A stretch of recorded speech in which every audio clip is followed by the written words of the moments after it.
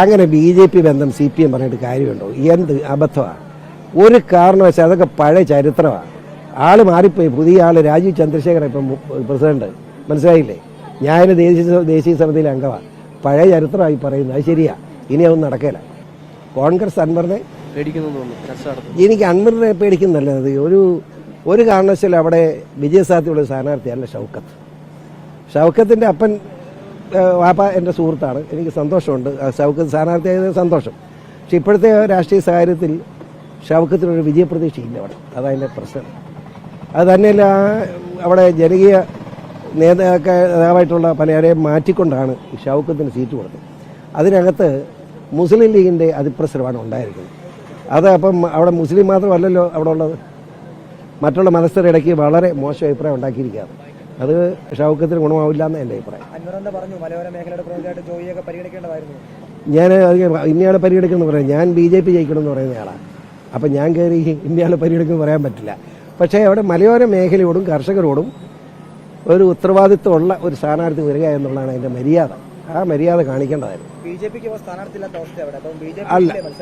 അല്ല BJP മത്സരിക്കും എന്നുള്ളൊരു സംശയമൊന്നും വേണ്ട. BJP അതെന്താ വെച്ചാൽ ഒരു തവണ ഒരു 5000 വോട്ട് കിട്ടിയവർക്ക്, അത് കഴിഞ്ഞ് ഇപ്പം 10,000 വോട്ട് കിട്ടിയിട്ടുണ്ട്. പക്ഷേ ഇപ്പം ഒരു ചർച്ച പാർട്ടിക്കകത്തുള്ളത് ഉണ്ടായതാ. ഈ 6 മാസത്തേക്ക് വേണ്ടി ഒരു ഇലക്ഷൻ വേണം. എന്തിനീ ഇലക്ഷൻ? കാരണം കേരള സർക്കാർ ഈ ഇലക്ഷൻ കമ്മീഷനെ അറിയിക്കേണ്ടത് പാടില്ല ഇലക്ഷൻ. കാരണം ഈ ഇലക്ഷൻ കൊണ്ട് ഒരു ഗുണമില്ല. ഒരു MLA ഉണ്ടായി സത്യപ്രതിജ്ഞ ചെയ്യുന്ന 3-ാം പക്കം വീണ്ടും ഇലക്ഷൻ. അത് സംഭവിച്ചെന്താണെന്ന് വെച്ചാൽ ഇലക്ഷൻ കമ്മീഷൻ കുറ്റം പറയാൻ പറ്റില്ല. കാരണം ഇന്ത്യയിലെ മറ്റ് സംസ്ഥാനങ്ങളിലെല്ലാം ഇലക്ഷൻ പ്രക്രിയ ചെയ്യുമ്പോൾ അതുപോലെ വേക്കൻ്റ് ആയ ഒരു സ്ഥലം എന്ന നിലയിൽ നിലമ്പൂരും ഇലക്ഷൻ നടത്തിയേ പറ്റൂ. പക്ഷേ നമുക്ക് കേരള സർക്കാരിന് വേണമെങ്കിൽ സാഹചര്യം വെച്ച് ഇലക്ഷൻ മാറ്റിവെക്കണം എന്ന് പറഞ്ഞ് ഒരു കത്ത് കൊടുക്കാമായിരുന്നു. അത് കൊടുക്കാനുള്ള ധാർമ്മികത പിണറായി വിജയൻ ഉണ്ടായില്ല. പിന്നെ നമ്മൾ എന്നാ ചെയ്യാൻ? BDJസിന്റെ സ്ഥാനാർത്ഥി വരാനുള്ള സാധ്യതയുണ്ടോ? ഞാനത് പറയുന്നത് എങ്ങനെ എനിക്കറിയില്ല. അത് പാർട്ടി ചർച്ച തിരുവനന്തപുരത്ത് ചർച്ചകൾ നടക്കുന്നുണ്ട്. BJP സ്ഥാനാർത്ഥിയെ നിർത്തിയില്ലെങ്കിൽ ആ വോട്ടുകൾ എങ്ങോട്ടേക്ക് പോകുമെന്നൊരു കൺഫ്യൂഷൻ വരില്ലേ? സ്വാഭാവികമായിട്ട് BJP സ്ഥാനാർത്ഥിയെ നിർത്തും, അല്ലെ പിന്തുണ ആർക്കെങ്കിലും കൊടുക്കും, ഒരു സംശയം. അത് ചെയ്യാതിരിക്കാൻ പറ്റില്ലെന്ന്. ഒരു രാഷ്ട്രീയ പാർട്ടി രാഷ്ട്രീയ പാർട്ടി എന്ന് പറഞ്ഞാൽ മത്സരിക്കാനല്ല, പിന്നെ ഇതിന് ജനങ്ങളുടെ പിന്തുണയോടുകൂടി അധികാരത്തിൽ വരാൻ വേണ്ടിയ രാഷ്ട്രീയ പാർട്ടി. അവരെല്ലാം വീട്ടിൽ കയറി മത്സരിക്കാതിരുന്നിട്ട് എന്താ കാര്യം? മത്സരിക്കണം. മെയിനായിട്ട് ഈസ്റ്റ് ബാങ്കിൽ നിന്ന് ഞാൻ പറഞ്ഞല്ലോ. അതായത് പൂഞ്ഞാർ ഈസ്റ്റ് ബാങ്കിൽ 100 കോടി രൂപ കടം വേണമെന്നാണ് പറഞ്ഞത്. ഞാൻ കൊടുക്കുമോ? അതിന് 15 മെമ്പർമാർ എൻ്റെ പാർട്ടിയാണ്. എങ്ങനെ ഇരിക്കും? എന്നുള്ള ഉറപ്പല്ലേ? അല്ല, അത് ചർച്ച വേണ്ടല്ലോ. വ്യാസം എന്നെ നേരിട്ട് ഫോണിൽ വിളിക്കല്ലേ? പിന്നെ വിളിച്ചില്ല എന്ന് മാത്രമല്ല. ഞാൻ വാസം തമാശ കളിക്കാമെന്ന് പറയും.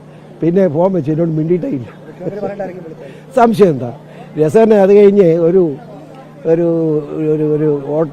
Petrol pump ഉദ്ഘാടനമുണ്ട്. ആ പെട്രോൾ പമ്പിൻ്റെ ഉദ്ഘാടനം ഞങ്ങൾ രണ്ടുപേരും കൂടെ. അന്നും വലിയ വിഷമിച്ച വാസൻ എന്നോട് സംസാരിക്കാതിരിക്കാൻ പറ്റുമായിരുന്നു. പക്ഷേ വാസൻ കേട്ടോ, ഞാൻ വ്യക്തിയോട് പറയാം, അയാൾ ഒരു കറിക്കച്ചവടക്കാരനായിരുന്നു കള്ളുഷാപ്പിൽ.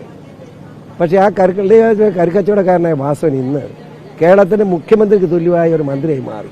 എനിക്ക് അഭിമാനമുണ്ട്. വാസവൻ്റെ വളർച്ചയിൽ അഭിമാനം കൊള്ളുന്നതായിരുന്നു. വാസവനെ അഭിനന്ദിക്കുന്നു.